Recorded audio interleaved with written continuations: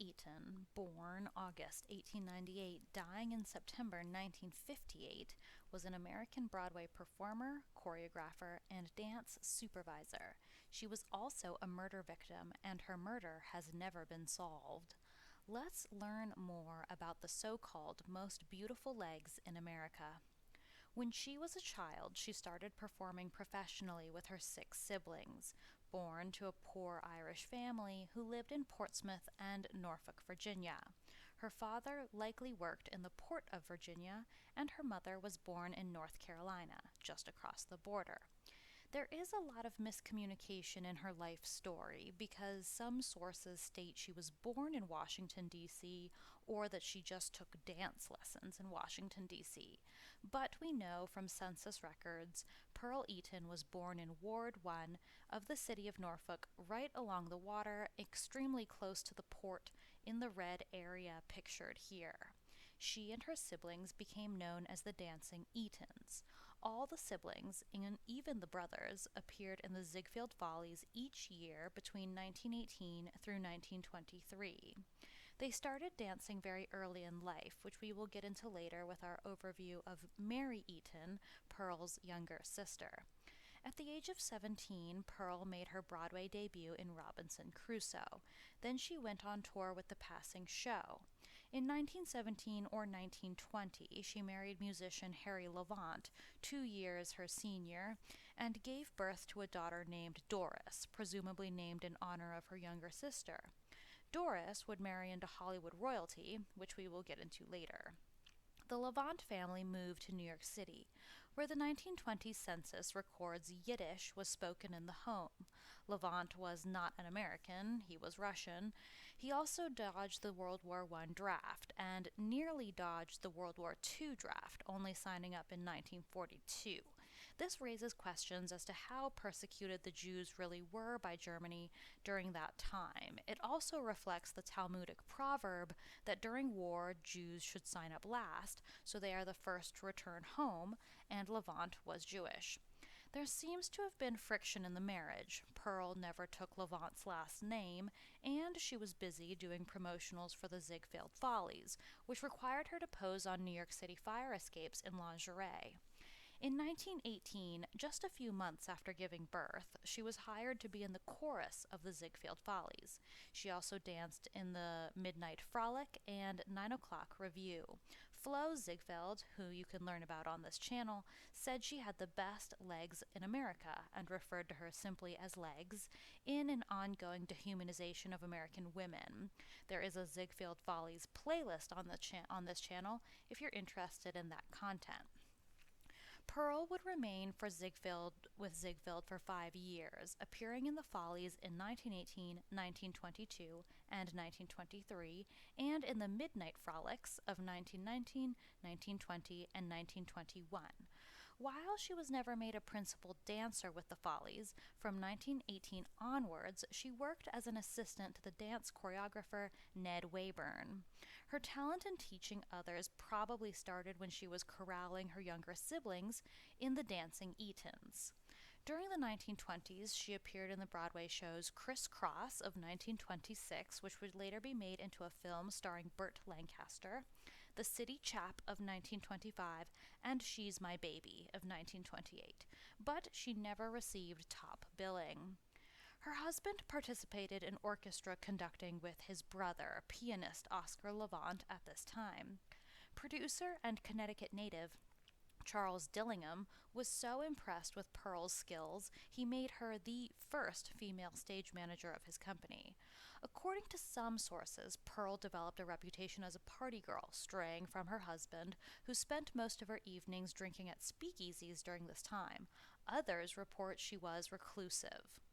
Although she had some success, her younger sister Mary Eaton became more famous, and her other sister Doris would outlive them both to become the oldest living Ziegfeld girl. In April 1923, Pearl starred in Plunder at Polly's Majestic Theater in Bridgeport, Connecticut, so it seems her career was largely dependent on her boss, Dillingham, and his connections. On one occasion, Pearl filled in for Marilyn Miller in a Ziegfeld chorus when the star had the mumps. Marilyn Miller was such a star, she was the precursor and inspiration for the name Marilyn in Marilyn Monroe. After Pearl's final appearance with the Follies in the 1923 Road Company, she worked on Dillingham's productions for several years, both as a performer and dance director. During this period, she was a popular and respected presence on Broadway and was even honored with a caricature on the walls at the theatrical restaurant Sardi's. Her final Broadway show was She's My Baby at the Globe Theatre in 1928. That year, Pearl was selected by Hungarian artist Erno Bakos for a portrait of the most typical American blonde.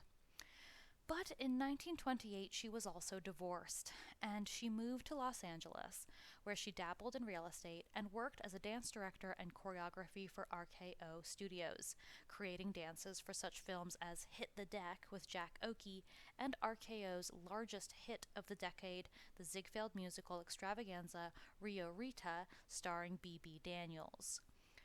Pearl worked with Mae West. She choreographed male dancers for Dixiana. RKO Studios was the employer listed on her death certificate in 1958. She was responsible for picking perfect chorus girls and judging dance competitions nationwide. At some point, her daughter Doris married and became Doris Scadron. Then Doris married Ralph Cohen, son of Columbia Pictures president Jack Cohen. But this marriage does not appear to have been a happy one. Doris died in 1992 and was not buried in the Cohen family plot at Hollywood Forever Cemetery. Was it Doris's Irish Catholic blood that had her banned from the Jewish plot? It's not clear. Ralph was a motion picture and TV executive, and he was also the founder of Screen Gems. He was the son of Jack Cohen and nephew of Harry Cohen, the co-founders of Columbia Pictures. In 1914, at 4 years older than Doris, he was born in New York City, and he entered the family business as a teenager. After proving he had toughness, he was elevated to producer at the age of 21, no doubt due to his nepotistic connections, and scored his first credit with Panic on the Air in 1936. But he really wasn't that talented at film. The films he turned out were B potboilers like Boston Blackie and Lone Wolf. In 1949, Cohen made Columbia the first major Hollywood studio to get into TV by organizing the Screen Gems subsidiary to sell its old films, like The Three Stooges shorts, to the new medium, a pragmatic move that would keep the company financially solvent for over a decade. Screen Gems later expanded into TV production with shows like Father Knows Best, Playhouse 90, The Donna Reed Show, and the early cartoons of Hanna-Barbera. Following the deaths of the older Cohens in the late 1950s, Cohen was poised to take control of Columbia when he died of a heart attack at age 45. Although the Screen Gems name was dropped in 1974, the division operates very successfully today as Sony Pictures Television. Pearl, Ralph's mother-in-law, remarried a cowboy herself in May 1931. Her first husband, Harry, suffered a heart attack while conducting Mexican Hayride, a musical revue in the 1940s. Levant eventually died of heart trouble in 1950. Pearl's second husband, Richard Enderle, was a World War I veteran from Nebraska who wound up in Los Angeles, potentially as an on-screen cowboy or horse wrangler. He was also a wealthy lumber dealer, and he and Pearl married in May 1931, just a few years after her divorce from Harry. Pearl at this time had bit parts in the films Men of the Night and Klondike Annie with Mae West. Enderle had been previously married, just like Pearl. He also had tragedy in his life, as his only sibling, a sister, died when she was 2 years old. Enderle and Pearl had no children, but the marriage seems to have been a happy one. Pearl took his last name, and they remained married for 21 years. After Enderle died in 1952, Pearl was reportedly devastated and spent her time in and out of bars around her Manhattan Beach apartment. This raises eyebrows because Pearl was among the Eaton siblings who encouraged her younger sister Mary to seek treatment for alcoholism in 1932 before Mary died in 1948. Why was Pearl so much less popular than her sister Mary? Pearl was older, but only by a few years. She once said, "Maybe one day they will refer to Mary as Pearl Eaton's sister. You know it's always been quite the other way around." Mary began attending dance lessons, supposedly in Washington, D.C., along with her sisters Doris and Pearl at the age of 7. In 1911, all three sisters were hired for a production of the fantasy play The Bluebird at the Schubert Belasco Theater in Washington, D.C. While Mary had a minor role in the show, it marked the beginning of her career in professional theater. After The Bluebird ended in 1912, the three Eaton sisters and their younger brother Joe began appearing in various plays and melodramas for the Polly Stock Company. They quickly gained reputations as professional, reliable, and versatile, and were rarely out of work. A 1914 newspaper described Mary as the newest and littlest member of the company, adding she had admirable poise and grace. In 1915, all three sisters appeared in a new production of The Bluebird. Doris and Mary were given the starring roles of Myrtle and Title. The siblings then were invited to reprise their roles for a New York and road tour of the play, produced by the Schubert brothers. When the show closed on the recommendation of the Schuberts, Mary began studying ballet in earnest with Theodore Kozloff, which was never extended to Pearl. Of all the Eatons, Mary was the most famous and the most popular. She was a very talented dancer, and she earned raves in a production of In Time in Washington, D.C. in 1917. In 1916, earlier than Pearl, she made her Broadway debut, dancing a ballet specialty in Follow Me. The next year, she performed in the Schubert Brothers' Over the Top with Fred and Adele Astaire. Throughout the 1920s, Mary was a more consistent presence on Broadway, appearing in 8 different productions compared to Pearl's 3. She was featured in 3 editions of the Ziegfeld Follies in 1920, 1921, and 1922. Her trademark dance involved a complicated sequence of pirouettes around the stage on point. Broadway impresario Florenz Ziegfeld groomed Mary as the successor to his star attraction Marilyn Miller. But, as historian Richard Barrios noted, beautiful blonde and a dancer, all like Miller, Eaton could not match her predecessor's charisma. Mary had a brief film career, appearing in 2 important early sound movies that were filmed at Paramount's New York studios. She was the ingenue in The Coconuts of 1929, the first film starring the Marx Brothers, and might have gone on to play similar featured roles in early talkies. Instead, Paramount decided to build a major feature film around her, which would destroy her career. Glorifying the American Girl of 1929 was to be a spectacular, all-talking extravaganza worthy of Ziegfeld, who received screen credit. With musical and magical pageants filmed in Technicolor, Pearl did all the dance choreography herself. Paramount gave Mary the starring role of an ambitious shopgirl who goes into show business and fights her way to the top, with little regard for friends and colleagues. Mary's singing and dancing routines, including her signature pirouette sequence, were featured, but they couldn't overcome her limited screen personality. Her speaking voice on film was a carefully affected high pitch that enunciated dialogue carefully, probably a remnant of her Broadway training. Her actual speaking voice, without the affectation and in a lower, more realistic range, can be heard briefly in Glorifying the American Girl.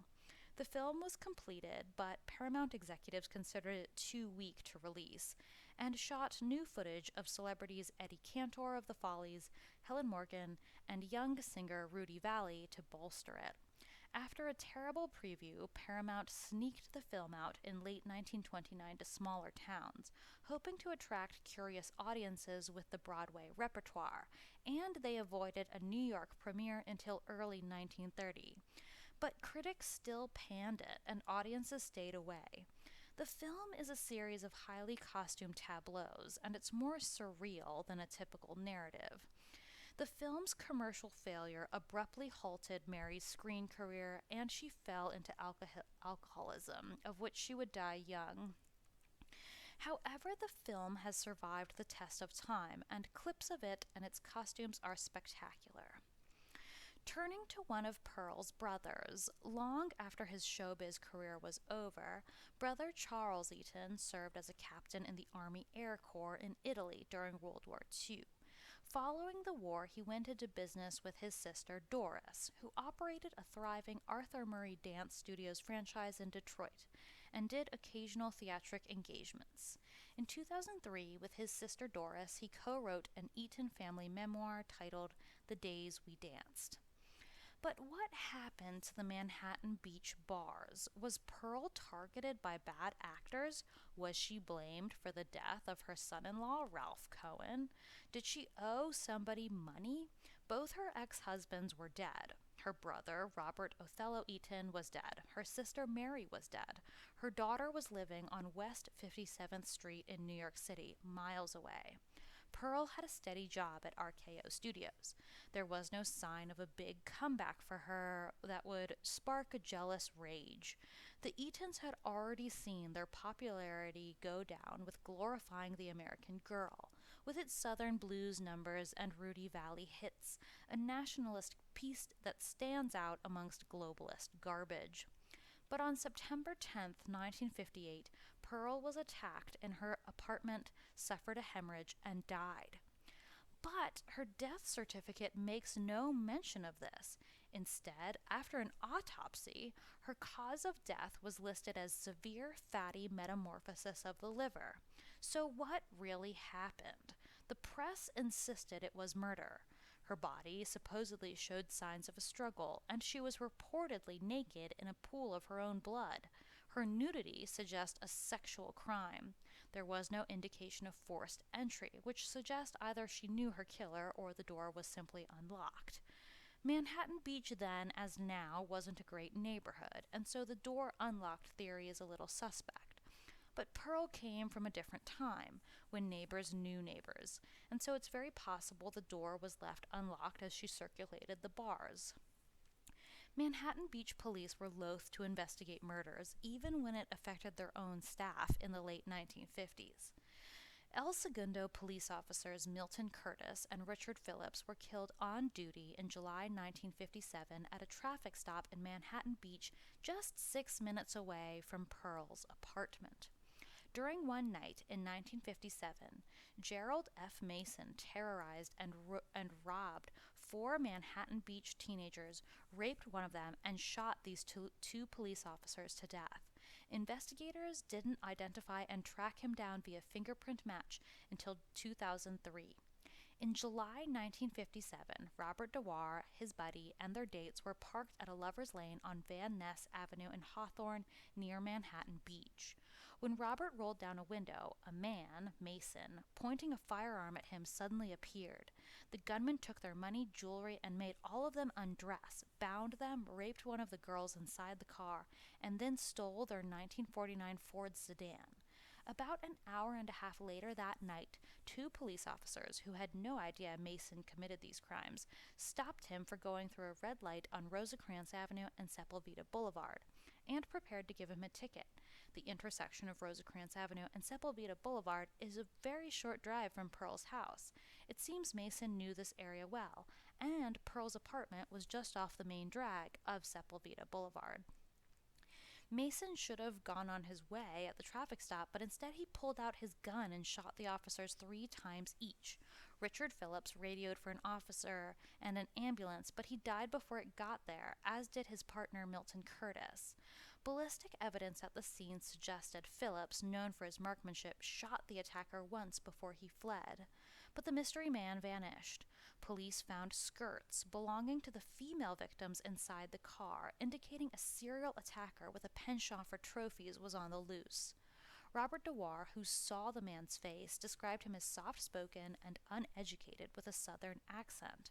Pearl's southern roots may have attracted this attacker. Her mother was born and raised in North Carolina, and Pearl may have had a southern accent too. We know her sister was soft-spoken.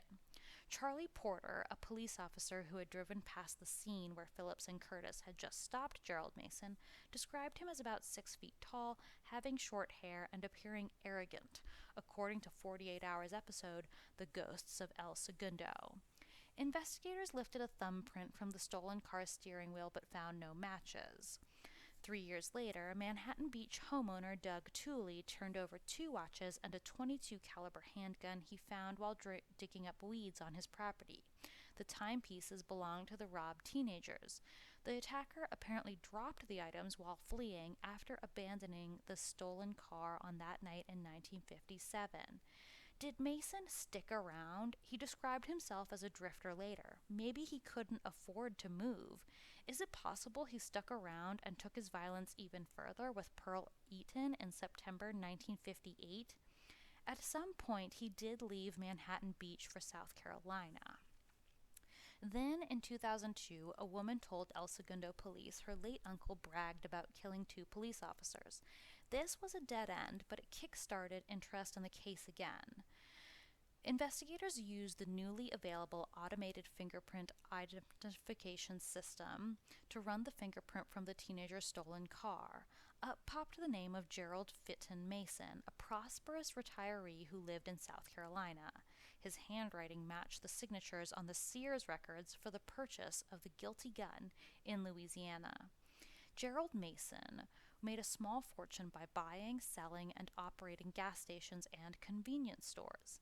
He was living quietly in Columbia, the same South Carolina city where he was born in 1934. He served a year in jail for burglary in 1956, at which point he left for California, but had no other criminal record. The Army veteran was ensconced in a comfortable suburban tract with his wife, Betty Claire Blackman Mason, the New York Times reported. The couple had 2 daughters and 3 grandchildren. In March 2003, Mason, who had a bullet-shaped wound in his back thanks to the dying Richard Phillips' accuracy, pled guilty to 2 counts of murder. It's not clear why he didn't face any charges for rape. He cried while apologizing for his actions, saying they didn't fit in his life and he didn't know why he did it. Mason would later characterize the crime spree as a baffling anomaly, but he had prepared for it like a pro, with surgical tape, a flashlight, and a gun. Mason said he had the gun only for safety while hitchhiking, and he ended up in the lover's lane while drifting. He said he didn't remember why he raped the girl. He tried playing the unhappy childhood card, alleging he never had a normal family life, but this doesn't seem to have been true because he had 2 brothers who attended his hearings. In January 2017, he died of natural causes in prison, never having quite explained how he rehabbed himself into a law-abiding neighbor and family man in the 46 years since he'd left trauma and tragedy in Manhattan Beach in his wake. Let's dive a little more into Mason. The guilty gun wasn't found by Tooley until a year after the 1957 cop killing, when the homeowner was clearing his yard of some weeds. Does it seem likely that this gun remained in a tidy, small yard for more than a year? Or was it left there when Mason was fleeing his 1958 crime of murdering Pearl? Tooley's yard was in the opposite direction of Pearl's apartment, heading north, indicating Mason was headed for the beach for the weapon and 2 watch discard from his victims. Mason also refused to have a trial. He pled guilty almost immediately to the murder of the 2 police officers. Why didn't he want to have a trial? His defense attorney told the press it was a case of mistaken identity.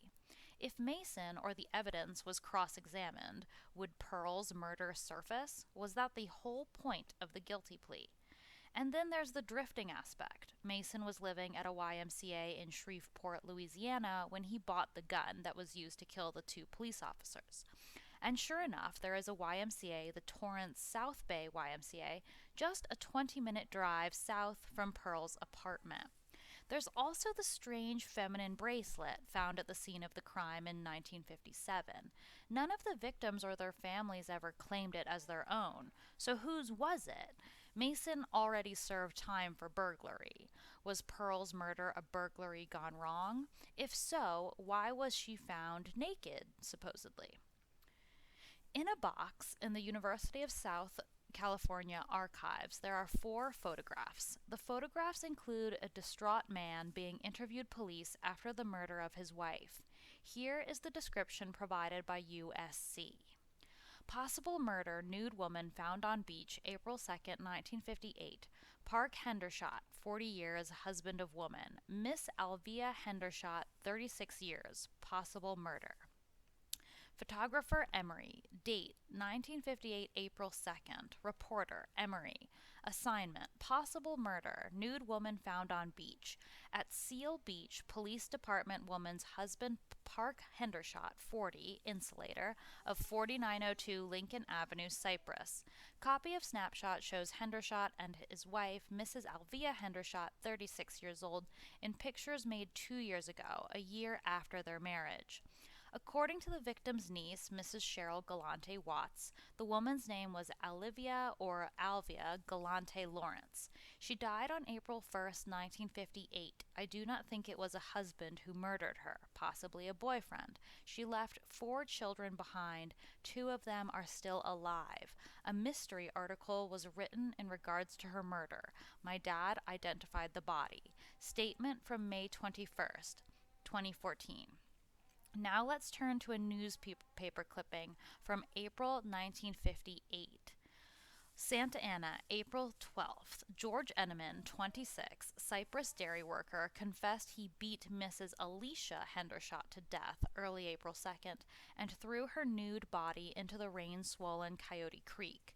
The body of the 36-year-old mother of 5 was found later that day, 19 miles away in the San Gabriel River at Seal Beach. Coyote Creek Assistant U.S. Attorney Conrad Judd said, on the night of the killing and the following, Enneman was accused of following her when she left the bar, the frequency of which they shared at 8881 West Rulon Street. He told officers he threw the woman off the Lincoln Avenue Bridge to the ground 18 feet below. Then he hit, kicked, and criminally assaulted her. Her purse was found by coincidence. 3 of Mr. Hendershot's children by a previous marriage found her purse on the bank of the creek the next day. The Hendershots live at 4902 Lincoln Avenue, Cypress. So now we have another suspect. If it was George Enneman who attacked Pearl, the approach would have been similar. We know Pearl was frequenting bars around her home after her second husband died. Enneman, a 26-year-old unmarried man, would go to bars after work. There he would follow a woman home to Pearl's apartment, and he had a good lay of the land because he was a milkman. Then he would sexually assault, strangle, beat, and rob her. Enneman, who came from a Mexican family, would have grown familiar with Pearl's daily habits if he was her milkman. He also supposedly toured with the Groucho brothers as a comedian sidekick, the same Groucho brothers that Pearl's sister Mary worked with. If he saw Pearl in a bar, he probably would have recognized her. Was that the connection? Or was it Pearl's southern charm in front of Mason? Enneman strangled a woman, Mrs. Hendershot, to death in 1958, whereas Mason shot 2 male police officers and raped a 15-year-old girl in 1957. But Enneman was supposedly caught 10 days after he murdered Mrs. Hendershot in April 1958, putting him behind bars months before the murder of Pearl in September 1958. And Mason was on the run until 2003. Once again, we have to ask, was Pearl really murdered?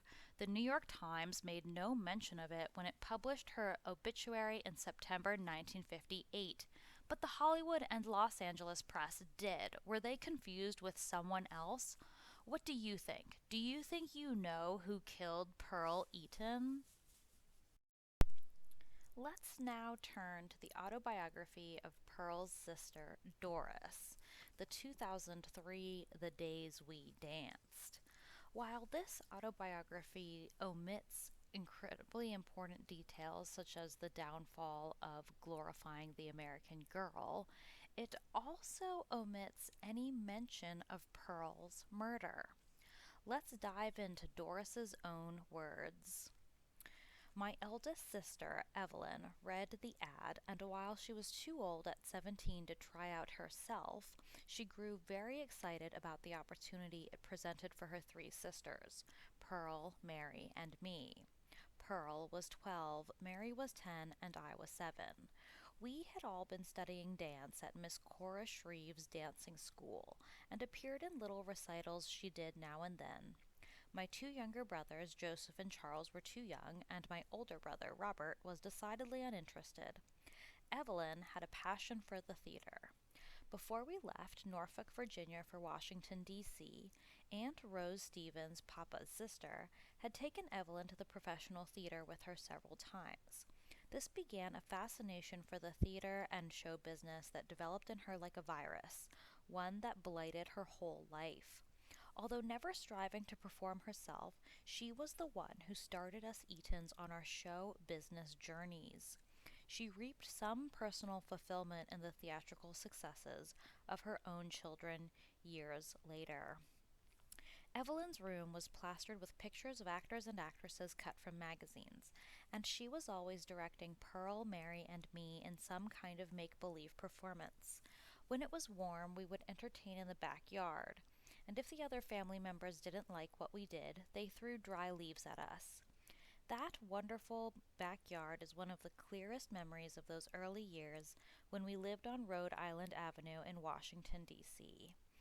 Evelyn saw that with the coming of the Bluebird, there was opportunity for us to be on stage with real professionals from New York, so she asked Mama if she could take us to the Belasco Theater for the tryouts. Mama said, "Well, I guess the only thing bad that could happen is that you won't get picked, so if you want to do it, it's okay with me."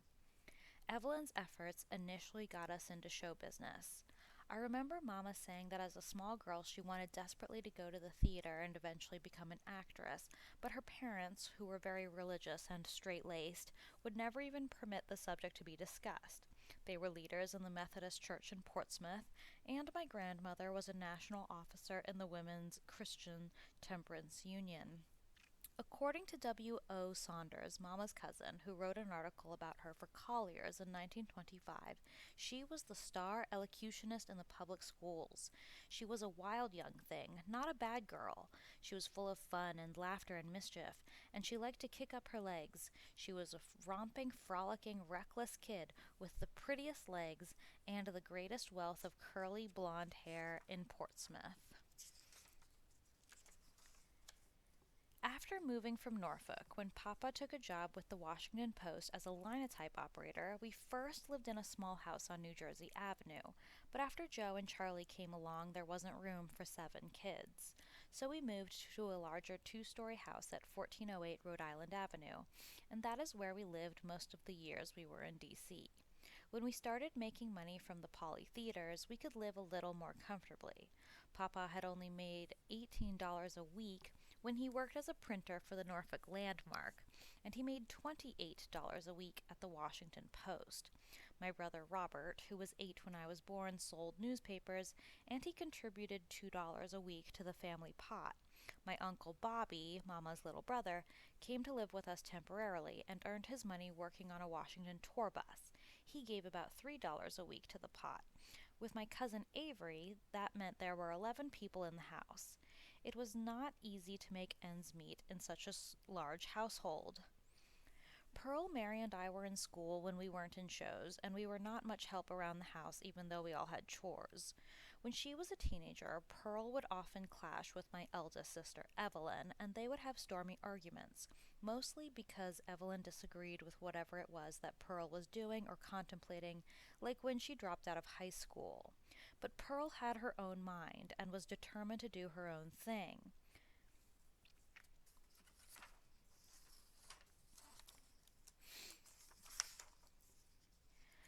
A few years later, Papa would always buy himself a cigar, which he would save to smoke on Sunday, but I never knew where he went at nights. Instead of taking Mary and me for a weekly outing, it would be Joe and Charlie he took with him on outings. He never took Pearl anywhere. He particularly liked to go to Glen Echo Amusement Park, and after the family moved to New York City, he took Joe and Charlie to the Palisades and Coney Island. From Pearl's notebook. A great many trips after we made that fateful trip to New York, and long after the death of my sister Pearl in 1958, I discovered among her things some writing she had been doing during the 40s, apparently in the hopes of having it published.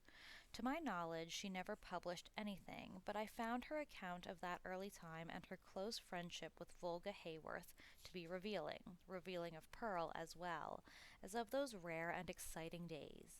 In 1917, Volga Hayworth married the famous Spanish dancer Eduardo Cancino, and they had a daughter, Margarita Carmen Cancino, whom the world would know as Rita Hayworth, who you can also learn about on this channel.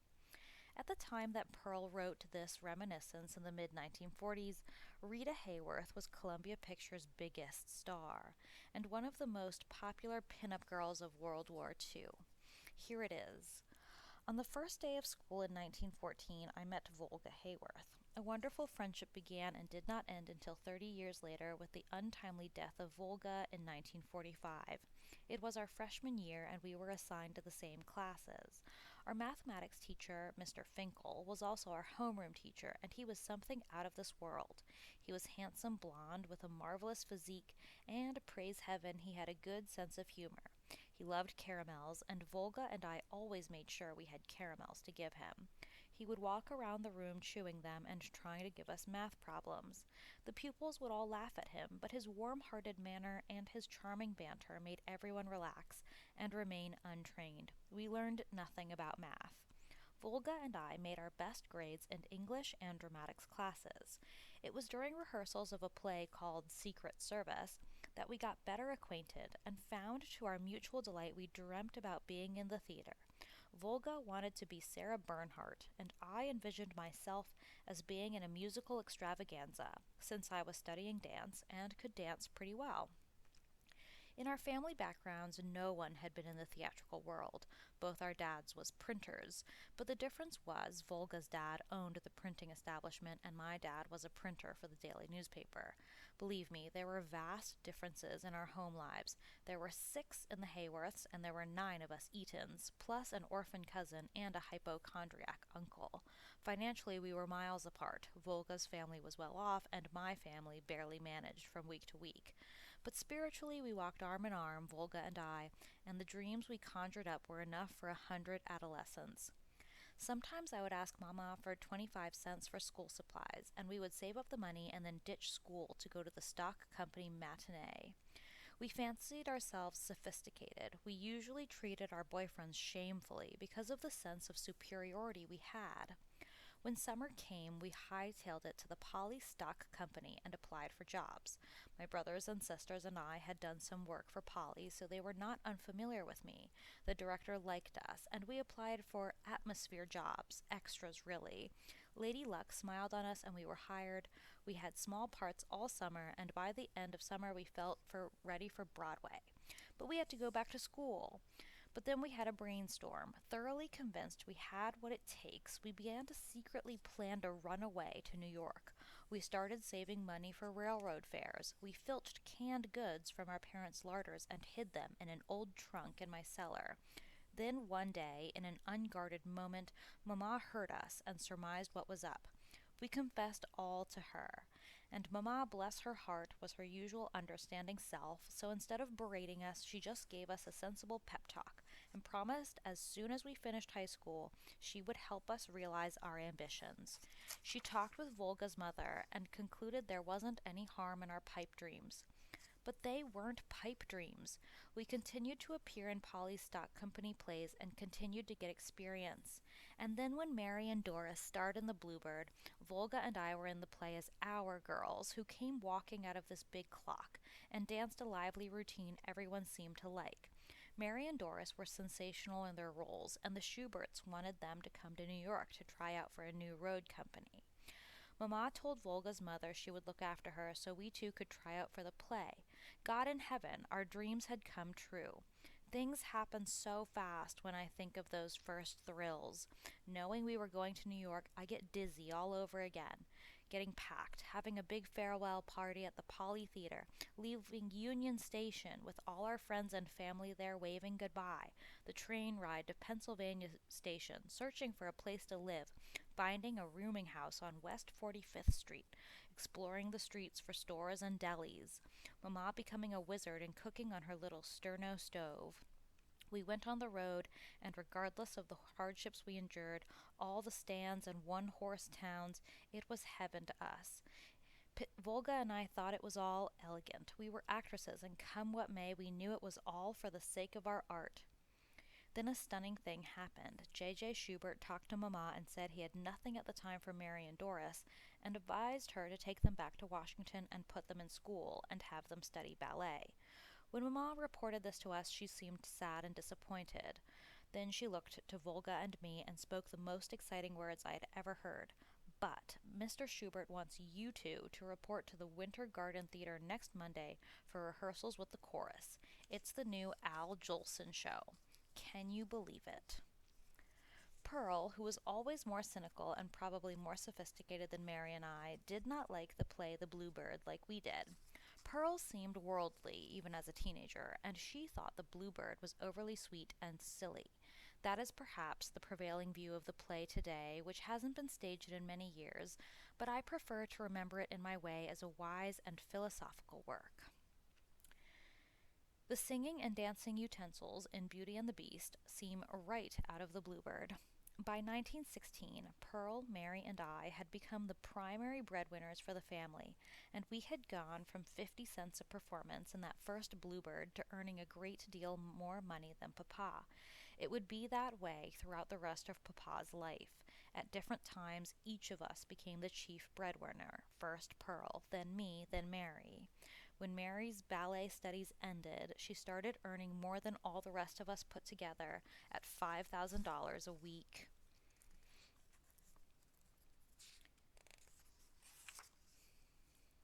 In the beginning, Pearl was bringing in the best income for her winter garden work, and she was essentially supporting us all. While for the most part Papa was not an assertive guy, he could be a tough-minded negotiator and a wise counselor when called upon.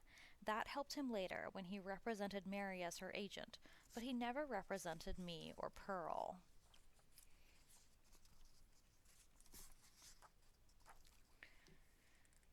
The annual Schubert Review, The Passing Show, had become a long-standing effort to compete with the splendor of Ziegfeld's Follies. In some ways, it was more daring than the Follies, with the costumes often more revealing. Evelyn didn't really like that. She was self-conscious and shy, and she was uncomfortable being stared at in what she regarded as a semi-nude state. She never felt as attractive as her sisters, and often said, "I'm the ugly duckling who never turned into a beautiful swan." So when Pearl went on the road with the passing show, Evelyn did not. I think a great deal of Evelyn's behavior was motivated by her underlying sense of inferiority when compared with her sisters. She decided to get married to a boy she had been serious about in Washington, D.C., Bob Mills. Her marriage ended her short showbiz career as a performer, but it was not long before she was involved again as an unrelenting stage mother with her own children and a self-appointed advisor to her sisters. She had a tendency to be bossy and demanding. Conflicts developed from time to time with both Pearl and Mary. Their relationship with Evelyn would become strained and eventually distant. In addition, Evelyn was so protective and sacrificial with regard to the family that even her best efforts to be helpful were often strident and narrow-minded. She would be openly critical of Pearl and Mary, especially with regards to their social behavior. If they smoked a cigarette or had a cocktail, Evelyn would object. She felt there was no excuse for drinking, and it had no part in the idealism that nourished us all. She would tell them that they were on their way to hell, and while her admonitions did not alter their behavior, it created a tension between Evelyn and my other sisters that persisted throughout their lives. Too bad they didn't listen to her, since alcoholism would be their downfall. Drinking and smoking never appealed to me, so I had no confrontations with Evelyn on that score. When the passing show was in Washington, Pearl went on for the principal and received very good reviews as a hometown girl. A critic wrote, "She dances in a whirlwind Apache number. She dances extraordinarily well and does not disguise her manifold charms." This road trip would prove exciting for Pearl in more ways than one because she met a young violinist named Harry Levant, who was in the orchestra of the road company. He would go on to become a highly successful Broadway conductor, and his little brother Oscar achieved musical fame of his own 10 years later. Pearl and Harry fell in love, were married on the road, and Pearl became pregnant. I'm not sure of the order in which all of that took place, but it would have a definite impact on the family with both Pearl and Evelyn now married. After Evelyn returned to New York, she would occasionally take Mama's place and travel with Charlie and me. I remember that when Charlie and I were doing Mother Carey's Chickens, Evelyn accompanied us on several trips, while Mama took care of Evelyn's baby boy, Edwin. Pearl and Harry moved into an apartment on 51st Street, although Harry continued to travel a great deal with various shows and wasn't home. We all felt Harry was a good guy and genuinely liked him, but it was not a marriage that would last. While they were together, Oscar Levant spent a lot of time with them and was very fond of Pearl. He loved her wit and intelligence, and later he would play piano for her when she taught tap dancing in a Broadway studio. According to the biography of Oscar Levant by Kashner and Schoenberger, A Talent for Genius, The Life and Times of Oscar Levant, Pearl paid him, her own brother-in-law, $1 an hour for playing, but he would have done it for free to be with Pearl. They wrote, "Her quick wit and intelligence dazzled Oscar, and the dance studio was frequently visited by Pearl's sister, Mary Eaton, whose appearance that year in Kid Boots, 1923, made her one of Broadway's darlings." They also suggest Oscar's interest in George Gershwin started as he played "I'll Build a Stairway to Paradise" at one of Pearl's dance lessons. Harry's marriage to Pearl produced a lovely daughter, who was named for me, Doris Levant. We all called her Dossie, and showered her with affection and attention.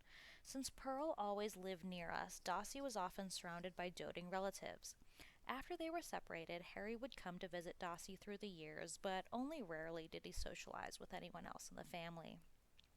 Very quickly after giving birth in 1918, Pearl got herself back in shape, wanting to get back to work as soon as possible. I must say she did a great job and was even more beautiful afterwards.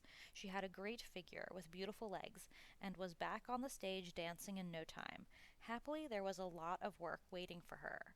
And we all remember the time before when Pearl would disappear. Before she was married, at night, no one knew where she was, and my mom would just let her go.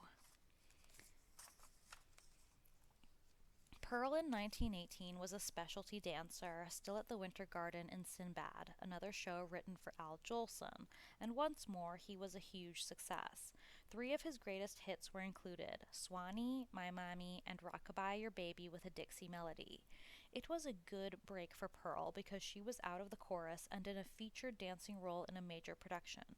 She established a name for herself as a first-rate dancer, and she was rarely out of work.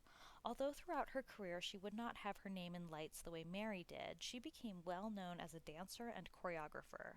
I found in her scrapbook she capitalized on her greater exposure in Sinbad by doing magazine advertisements for Stillman's celebrated freckle cream, Forget the Sun, Have Your Fun, as well as a number of other endorsements, as she achieved at least minor celebrity status. Pearl had the biggest break of her career when she was selected to dance with the chorus of the Ziegfeld Follies of 1918, opening at the New Amsterdam Theatre. It would be the last Follies for the beautiful Lillian Lorraine, whose first had been in 1909. Lillian Lorraine had a long love affair with Flo Ziegfeld, an affair that was now at its end. When Pearl was hired by Ziegfeld, the whole family was jubilant. We all knew for a young dancer to be selected for the Follies was the best thing that could happen for her career, and we were all living in a crowded tenement together. Ziegfeld's glittering productions were in a class by themselves, and although others tried to mimic them, they could not match the flair and style and willingness to spend money to achieve true elegance. For many years, he personally interviewed and hired all the prospective Ziegfeld girls. He understood youth, beauty, and sensuality. That was his typical domain. Pearl was hired for 2 reasons. She had beautiful legs, and she was a terrific tap dancer. Ziegfeld soon discovered she was very intelligent and possessed a lot of showbiz know-how. It was a tribute to her ability that she that at only 20 years of age, she was given the additional job of assistant to the highly talented Ned Wayburn, Ziegfeld's famous director who staged the Follies dance numbers. For Pearl, it was an important start on her way to becoming a successful choreographer and dance director. She learned a great deal over the next 4 years from Ned Wayburn and later went on to do dance directing for Charles Dillingham. I have always thought Pearl was happier on the production side than she was on the stage, although she never really admitted that, and she kept performing throughout the 20s.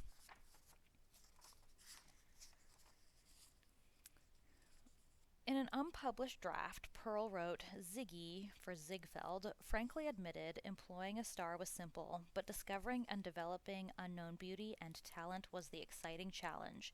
It was really his mania, molding, exploding, exploiting, and claiming as his own those rare, flawless visions. This was Ziegfeld's true romance with life, in an echo of Epstein's grooming of his own proteges. Pearl, the party girl. In 1922, Ziegfeld asked Pearl to evaluate applicants for dancing roles in the Follies because he did not have time to do so himself. So every Tuesday and Friday, Pearl interviewed and auditioned aspiring dancers at the New Amsterdam Roof, where she was still appearing in the Midnight Frolics. For some time, Pearl had been rehearsing the specialty dancers in her role as Ned Wayburn's assistant, and the new responsibility was an indication of how highly both Ziegfeld and Wayburn regarded her ability. Pearl was both bright and clever, and she had a good eye for judging talent. While she was a tough taskmaster and took dancing very seriously, it was her rollicking good humor that made it fun to be around her and eased the burden of long hours of work. She was the only one of us who really was on the inside of the production activity of the Ziegfeld organization. Many years later, in writing about the 1922 Follies, Pearl described the magnitude of the productions. The ensemble consisted of 100 girls, 24 showgirls, 24 chorus dancers, 16 ponies, 16 ballet dancers, 12 specialty girls, and 8 understudies, all of them living and working in New York City and supporting their families. Today, a company of that size is unthinkable, but in those days, no one other than Ziegfeld would be so expansive. No wonder he eventually went broke, leaving his wife Billie Burke with huge debt when he died in 1932. It's curious that Pearl never became a principal in the Follies, as Mary and I did, and I was brought on the stage at the age of 14. Was Pearl's value to Flo that she was able to introduce him to her young sisters? She was more an ensemble dancer than a solo performer and really found her niche in dance direction. Nevertheless, she had her moments in the spotlight, such as in 1922 when the Frolics went on the road for the first time. In Chicago, she received a poetic tribute in a newspaper column called This Week in Chicago, signed by a mysterious Fleurette. The first line refers to a picture of Pearl's head that appeared above the poem. It's only her head you see here, but wait till she comes on stage. And then, mon cher, what you notice most there, her neat little figure and her mop of blonde hair, or her legs. Ziggy says they've won prizes, and Ziggy should know, since he, oh so wises, and she dances, soft shoe stuff, but due glory be, she dances with brains, and it's something to see. She is sister to Mary, and to Doris she's sister. She's a dear and a beaut, and you'll all want to kiss her. A little later that year, Pearl performed in a play called The Love Letter, a musical comedy produced by Charles Dillingham. Dillingham was taken by Pearl's dancing and her choreography. He later hired her as a dance director and later on as Broadway's first woman stage manager. But the most significant change in Pearl's life came when she started dancing in nightclubs, going to work around 11 o'clock at night and dancing through the night.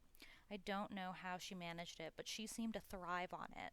There were times when the last nightclub show was not over until 5 o'clock in the morning, but it was the roaring 20s, and there was a lot of roaring going on. What happened after the Volstead Act went into effect on January 1st, 1920, was what many feared. It dealt a terrible blow to the previously legal establishments, nightclubs, roof gardens, and cabarets, many of which went out of business, leading to the proliferation of illegal establishments. Speakeasies became popular gathering places where booze flowed not free, but copiously for anyone who could afford bootlegger prices. There were thousands of speakeasies in Manhattan by 1922, many of them in the Times Square district.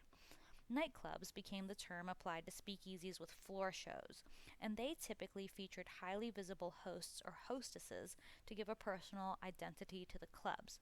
They offered dance music and floor shows. Texas Guinan, Helen Morgan, and Harry Richmond all hosted the popular speakeasies. Pearl worked in several such clubs in the 1920s, but her longest stay at any one club was with Texie Guinan at the famous El Fay Club at 107 West 45th Street, which opened in June 1924. It was owned by a shady and notorious character called Larry Fay. He had been very successful in the taxicab business, operating 6,000 cabs in New York. Fay opened a number of different speakeasies during the 20s and finally was shot dead by one of his doormen. Of all of his clubs, El Fay was the most successful and the swankiest. The main dining room on the first floor was decorated with long, hanging, rose-colored chandeliers. The walls were covered in red and gold tapestries, and the floors were covered with lush blue velvet carpet. He wanted the club to attract society's best.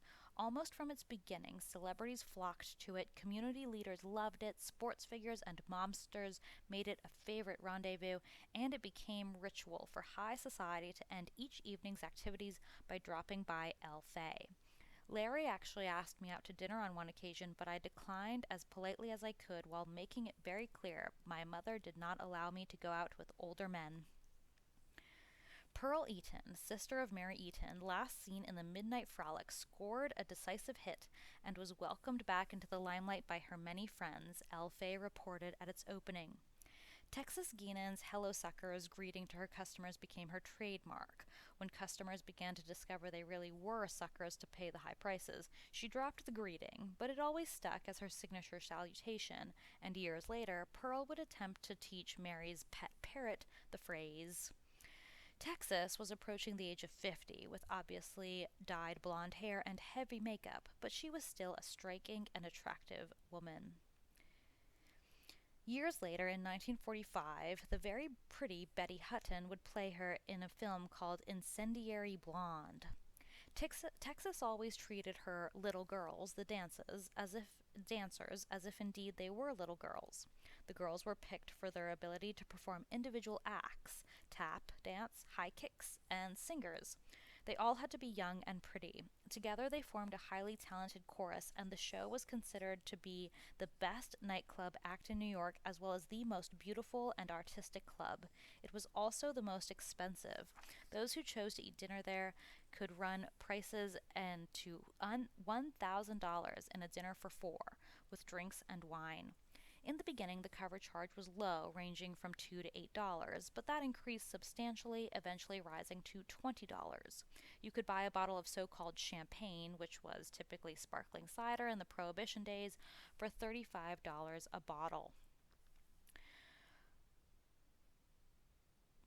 Texas had the reputation of being the quickest wisecracker on Broadway, as well as being one tough lady, but she always kept it clean in her club. Clean enough not to offend nuns, someone said.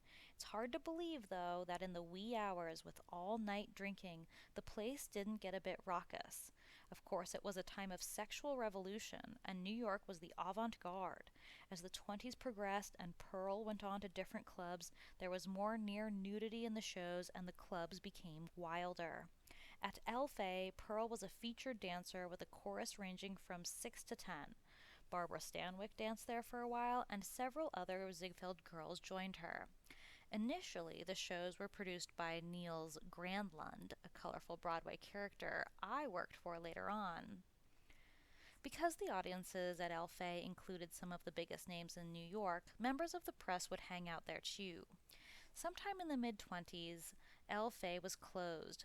Texas went on trial as a public nuisance for violating the Volstead Act, but she was acquitted. Soon she was in another club called In Time. Pearl had a warm relationship with Texas and felt she was always fair and maternally protective. They were similar in their comic and wisecracking abilities. Afterward, Pearl danced at another famous speakeasy called Dover, which was also opened by Larry Fay.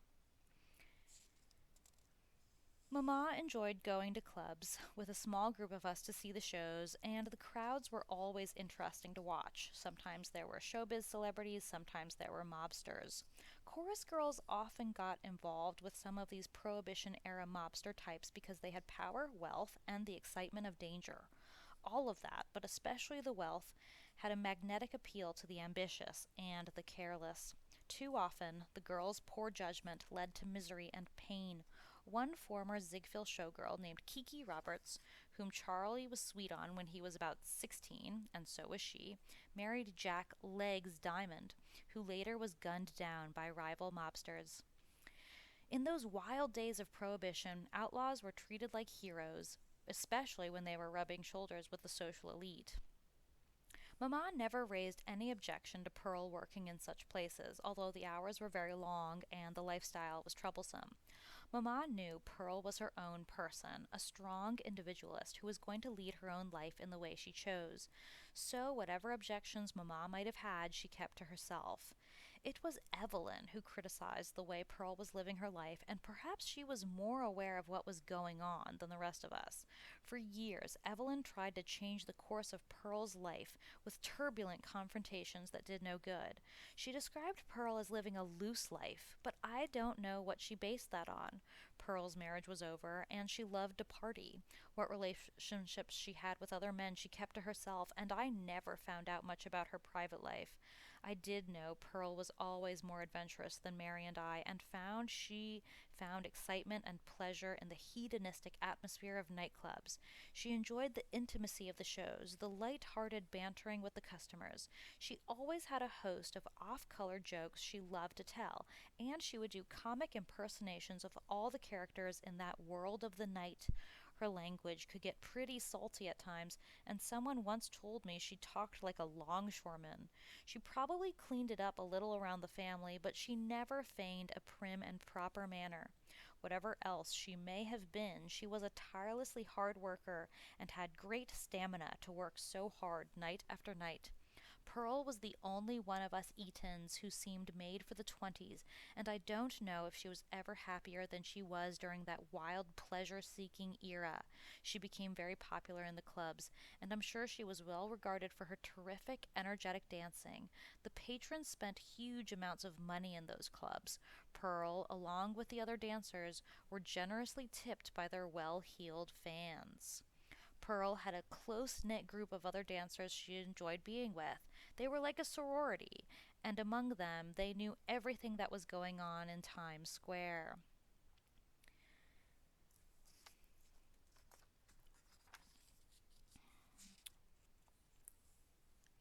Pearl's last appearance in the Follies came when she went on road with the Ziegfeld Follies of 1923. This was also the year that her daughter Dossie reached school age. Pearl was a big hit, and all the reviews along the way praised her spectacular dance number. During her first 6 years, Mama often kept Dossie while Pearl worked, but when Pearl started working in nightclubs, she hired a maid and a governess to look after her. Harry, her husband, was gone most of the time, and as I've said, he and Pearl were separated and heading for a divorce. The marriage was over years before they actually divorced. When Dossie was almost 6, Pearl decided it would be in her best interest to go to a boarding school, which would provide good care as well as a good education for her. She found a first-rate boarding school in Manhattan, and Dossie spent all her school years there, although Pearl had her every weekend. Indeed, we all saw her frequently, and Mama always enjoyed having her to care for. The producer Charles Dillingham saw Pearl when she went on for Marilyn Miller in Sunny in 1925, and he was once again taken with her. He hired her for The City Chap, for which Pearl directed some of the ensemble numbers. Later, in 1926, Pearl had an important role in Criss Cross. It was after that that Dillingham hired her as New York's first woman stage manager for his production of Lucky at the New Amsterdam, which starred Mary and our brother Charlie. Dillingham thought a woman stage manager maintained better decorum backstage and in the dressing rooms, and he believed Pearl was tough enough and skilled enough to stay in control.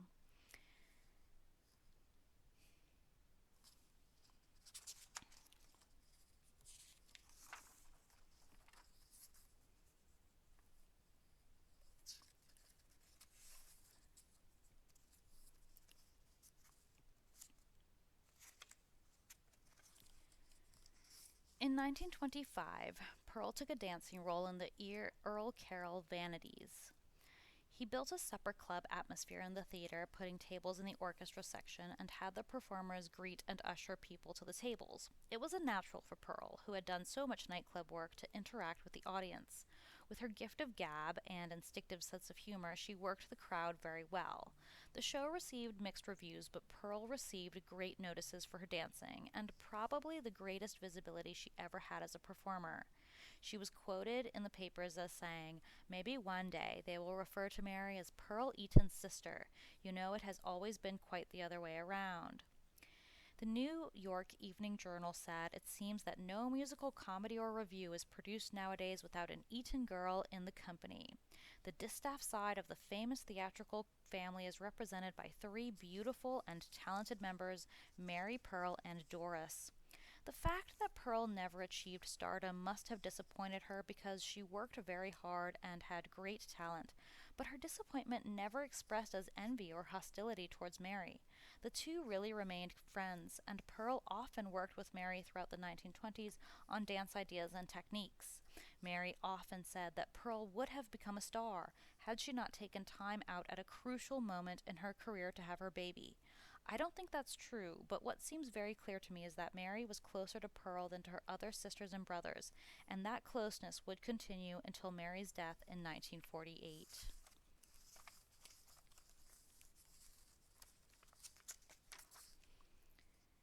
Pearl's final film at RKO in Hollywood was Cuckoos. Although she had become a very popular Hollywood figure and her work was widely praised, the studio let her go in 1930. It was one of those cruel rejections so common in show business, coming after superb work. Soon the RK musicals were all Fred Astaire's, and although we had worked with him, he wanted his own choreographer, Hermes Pan. She opened a small dance studio in Encino and began to teach children, but that didn't last very long. About this time, she met and became engaged to an executive with the Richfield Oil Company named Richard Enderley, and they were married in 1931. Her wedding was not the extravagant affair that Mary's had been. The John Barrymores did not attend. It was a simple ceremony in a small church in Hollywood. We all liked Dick Enderley, an obviously successful and highly capable man. Pearl seemed very happy, and Dossie, now a teenager, was extremely fond of him. He treated her like his own daughter from the very beginning. Their lives were shaped to a great extent by the social obligations Dick had as a corporate executive and a recognized leader in the petroleum field. In the early 1930s, with the sudden change of lifestyles and the absence of the rigorous schedules of show business, both Mary and Pearl began to develop drinking habits that eventually created very serious problems. Dick was a heavy drinker, but Dick could manage his drinking far better than Mary's husband Millard, who was a serious alcoholic. Sadly, those days started a downward spiral of too much alcohol and too many pills, which in time would have tragic consequences for my two sisters.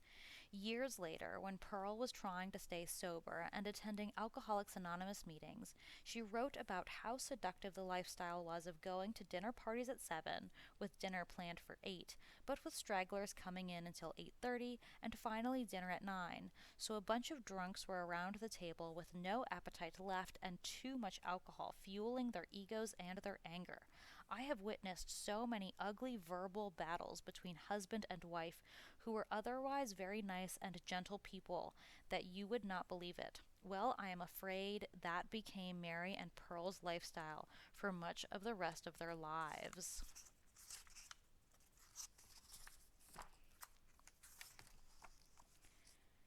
Show folks drink to celebrate success, drink to pass the time in strange towns, drink to unwind after an evening's performance, drink and drown sorrows and disappointments, drink as part of the camaraderie of showbiz. It's a problem I've never had, but I lived within a circle of family and friends where it seemed endemic. With the exception of Robert, who returned shell-shocked from World War I, excessive drinking was never a problem with the Eatons in the glory years, but after 1930 it hit the family like a plague. In 1935, Charlie and I were called to a veterans hospital in New York where our brother Robert was hospitalized. He had pneumonia and was terribly undernourished, suffering the debilitating effects of chronic drug and alcohol use. He looked so frail and emaciated, and his breathing was shallow and heavy. The last thing he said to me was, "Doris, please give me a cigarette." But I had been told he could not smoke, so I refused. The doctor said he had to have a blood transfusion, and Charlie and I were tested to see whether our blood type matched. Charlie's did, but it was too late. Robert did not have any resiliency left. He had battered his body into such a weakened condition that he just couldn't make it. He was just 39. Something had to change. One day, when I had finished dressing and fixing up to go out and once more pound the pavement looking for work, I simply collapsed in tears. Shaking my head from side to side after my brother's funeral, I said to my brother Charlie, "I can't go out there again. I can't just spend another day having people tell me there's no jobs, no jobs." That day, I made a fundamental decision to leave show business and get some kind of salaried position doing something, anything in another field. I was I was going to know where my next meal was coming from.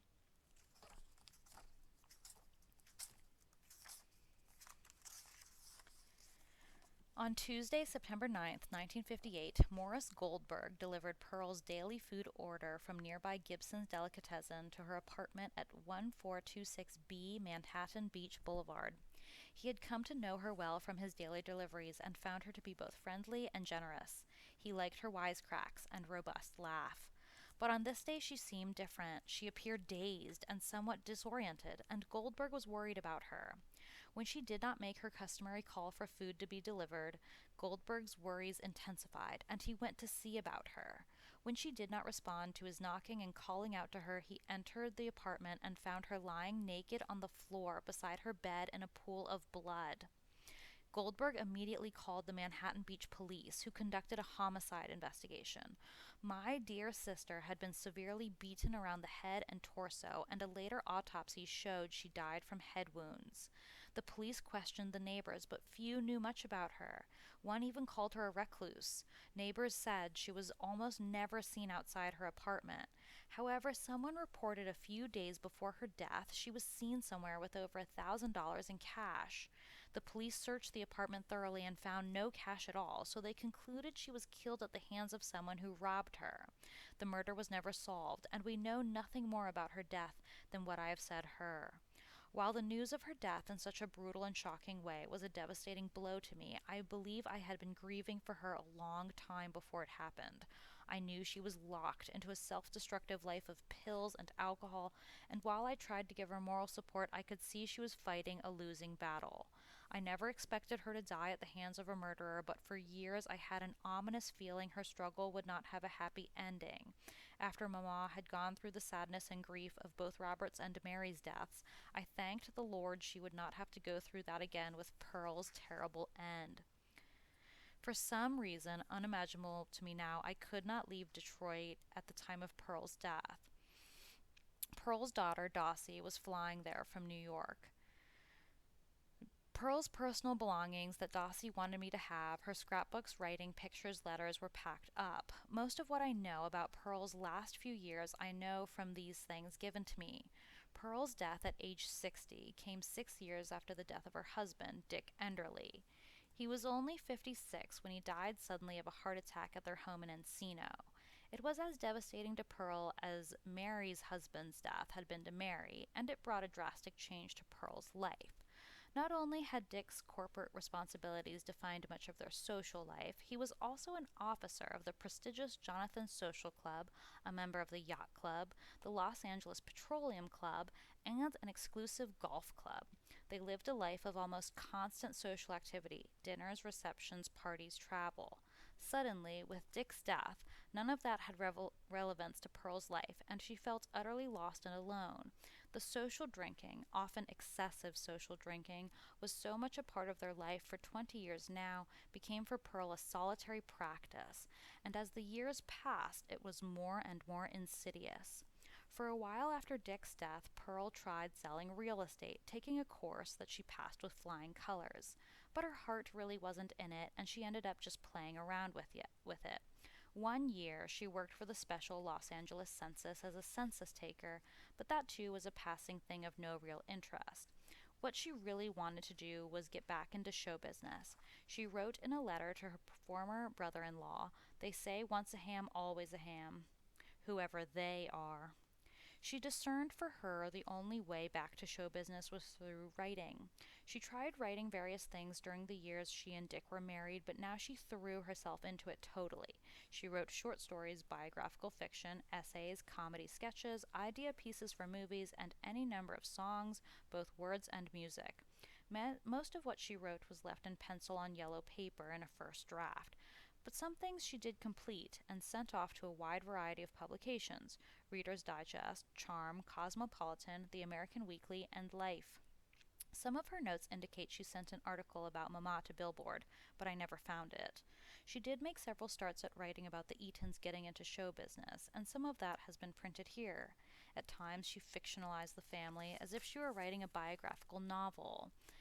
As far as I'm aware, nothing she wrote was ever published. Her writing was almost good, but she was not an accomplished writer, although she was clever and inventive. While she was probably the brightest Eaton, she was not well educated, and in an effort to make up for that, she started reading a good deal. Her notes list Hemingway, Faulkner, Fitzgerald, and Bromfield.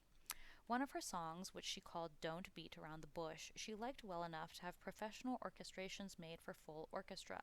She may have sent it off to both Arthur Freed and Oscar Levant. It would seem she intended to, but I have no way of knowing if she actually did. Dossie's son, Michael, Pearl's grandson, remembers as a boy hearing a demo record of the song, but no one picked up on it. Periodically, in the years after Dick's death, she would go on drinking binges that could only be stopped by her being hospitalized at the Cedars of Lebanon Hospital. My guess is that when Goldberg saw her before her death, her disoriented behavior was the result of a binge. She was in and out of Alcoholics Anonymous, and I know she was desperately struggling to stay sober. I remember corresponding with her not long before her death, trying to encourage her and hope she could lick this terrible problem. Except for one time when she came to Detroit to visit me, we had not seen much of each other over the years. I wanted her to know that I was in her corner, hoping and praying she would succeed. There is no evidence she continued her writing during the year or so before her death, so that may mean she had just given up. As I look back at my sister's lives, I often wonder why I was the only one to land on my feet after we left show business. There may not be an easy answer to this, but I think an important factor was my going back and forth between New York and California and not staying in either one. I never got into the Broadway routine of work and play the way Mary and Pearl did. Each of them was often in the limelight and the center of attention and highly regarded as Broadway personalities, but I was in the background. The two of them, Pearl and Mary, were a pair, and I could never make it a trio. My sisters' careers ended at a time when they had risen to the top, or very near the top. Their lives were a wonderful and successful run up to that time. Even with all that hard work, it was for them a ball that just went on, music and gaiety and celebrity. Even when there were dark days or stormy times along the way, they would soon have rainbows of glory streaming from another accomplishment. There was always the next role, the next show, the next season. Then suddenly, when it was over and there was nothing, just nothing, all those rainbows disappeared. I can see now I was more fortunate than my sisters. Whatever personal strength I had came from values other than that of the worldly world. My worth and my self-regard were not tied up in glamour or excitement, and I never resorted to drowning my sorrows in alcohol. Pills and booze never appealed to me. I always felt I had a purpose in this world beyond the lights of Broadway or Hollywood. I often wrote to Pearl about that, knowing she was trying to rescue herself through Alcoholics Anonymous, and knowing one of the first steps is to recognize a strength external to yourself, a higher power that needs to be in charge, as I did through Christian Science. She would never have felt so lost and lonely had she been fully able to accept that fundamental belief. She tried, bless her heart, but for whatever reason, she couldn't make it.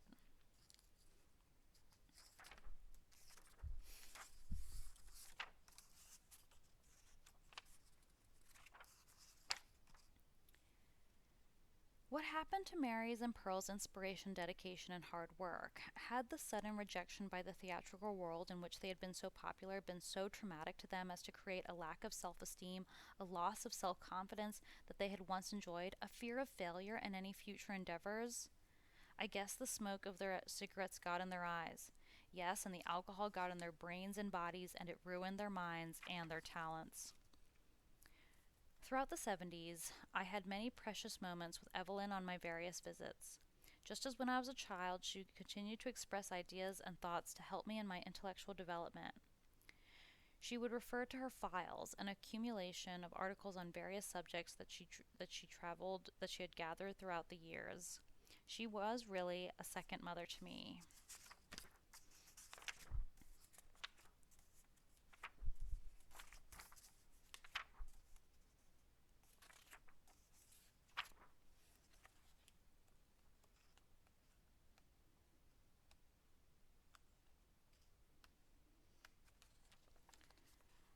Through many years, I have often expressed my most inner sentiments through the rhythm of poetry.